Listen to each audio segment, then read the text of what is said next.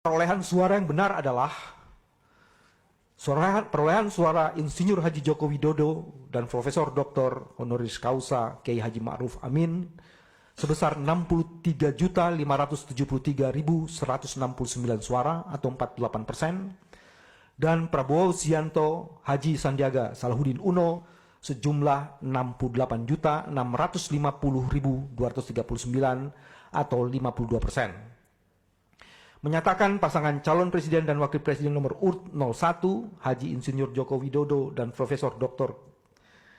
Honoris Causa Kiai Haji Ma'ruf Amin MA terbukti secara syah dan meyakinkan telah melakukan pelanggaran dan kecurangan pemilu presiden dan wakil presiden tahun 2019 secara terstruktur, sistematif, dan masif, membatalkan atau mendiskualifikasi pasangan calon presiden dan wakil presiden nomor urut 01 Presiden Haji Insinyur Joko Widodo dan Profesor Dr.